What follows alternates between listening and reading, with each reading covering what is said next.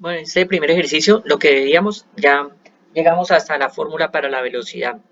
Aquí están los datos, reemplazando la viscosidad 0,12, la densidad relativa o gravedad específica 0,8 y el diámetro 2 centímetros pasado a metros, nos da una velocidad de 15 metros por segundo. Es bastante alta, pero por la viscosidad tan alta también que tiene el fluido, 0,12 pascal segundo, eso es como 120 veces la viscosidad del agua a 20 grados Celsius. Entonces, por eso nos puede dar ese valor de velocidad así de alta. Luego, el caudal es velocidad por área. Entonces, 15 metros por segundo por el área del círculo. La sección transversal es circular. 3,1416 por el diámetro, que está en metros al cuadrado sobre 4. Ese es el área del círculo. Pi por diámetro al cuadrado sobre 4. Nos da este caudal. Y la pregunta principal que tenía el ejercicio es ¿qué pérdida de energía sufrirá ese líquido en ese caso? Entonces va a ser F por L sobre D por velocidad al cuadrado sobre 2G. Ahí la tenemos. ¿Listo?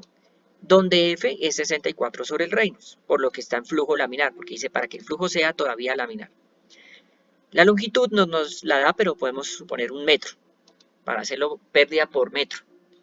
¿Cuántos metros se pierden por cada metro, prácticamente, de energía? Entonces, ya después de reemplazar Reynolds como densidad por velocidad por diámetro sobre viscosidad absoluta y simplificar, en la fórmula del HL va a quedar así: 32 por L por velocidad por viscosidad absoluta sobre peso específico, que sería la densidad por la gravedad, por el diámetro al cuadrado.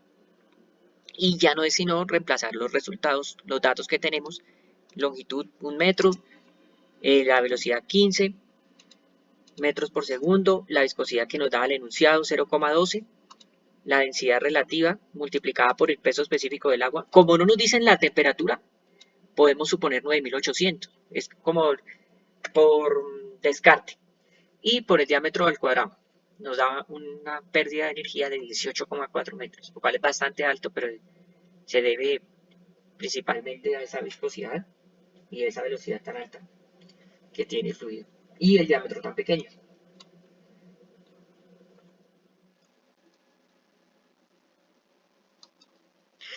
En este segundo ejercicio nos dice, este ya es de flujo turbulento, fluye agua a 40 grados Celsius con una velocidad de tanto por una tubería de acero cédula 40, en este caso de 2 pulgadas de diámetro, entre un punto A y un punto B separados 10 metros en dirección vertical, va de A hacia B el flujo.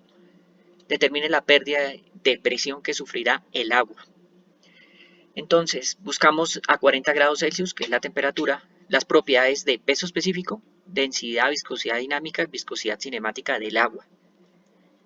Asimismo, en las tablas encontramos una que es para acero cédula 40. Nos va a dar el tamaño nominal, que en este caso son 2 pulgadas, y ahí leemos el diámetro interior y el área si queremos, o podemos hallar el área a partir del diámetro interior.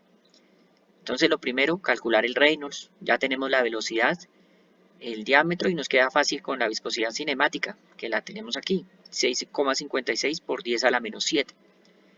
Reemplazando 2 metros por segundo, que es la velocidad, por el diámetro interno, 52,5 milímetros, pero pasado a metros, sobre la viscosidad cinemática nos da aproximadamente 160.000. No importan ahí los decimales y se puede redondear el número porque ya es un Reynolds bastante alto. De manera que ya ese flujo turbulento nos toca usar esta fórmula de Swamy y Jane para calcular el coeficiente de fricción. Aquí tenemos la fórmula donde es la rugosidad. Entonces toca utilizar otra tabla, la de rugosidad de materiales, para buscar la rugosidad del acero comercial, que es el de cédula 40, cédula 80, 4,6 por 10 a la menos 5, aquí lo tenemos. Y el diámetro es el mismo que se usó para el Reynolds. Aquí está el Reynolds que nos había dado 160.000, reemplazando nos da un valor de 0,021 el F. A partir de ese se calculan las pérdidas primarias por la ecuación de Darcy. Aquí lo tenemos, F por L por velocidad al cuadrado sobre el diámetro por 2G. Reemplazando los valores nos da esto, 0,816 metros, mucho menor a la del ejercicio anterior. ¿Por qué? Porque la velocidad en este caso solamente son 2 metros por segundo, no 15. Fuera de eso, la viscosidad también dio mucho menor, la del agua, y el diámetro es más alto, 5,25 centímetros. En el anterior eran 2 centímetros. Aquí son 2 pulgadas. Ahora aplicamos la fórmula de la ecuación de energía, donde no hay energía agregada ni retirada, sino lo mismo de Bernoulli, pero restándole las pérdidas de energía o pérdidas de carga. Se cancelan las velocidades porque el diámetro es constante, entonces de ahí se despeja PA menos PB, la diferencia de presión, y eso es igual al peso específico por HL más ZB.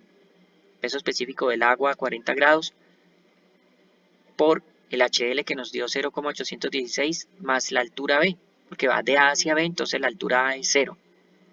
Y eso nos da 105,2 kilopascales.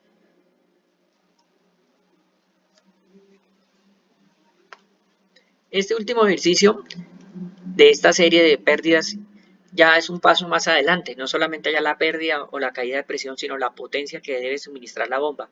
Se calcula como delta de P por Q.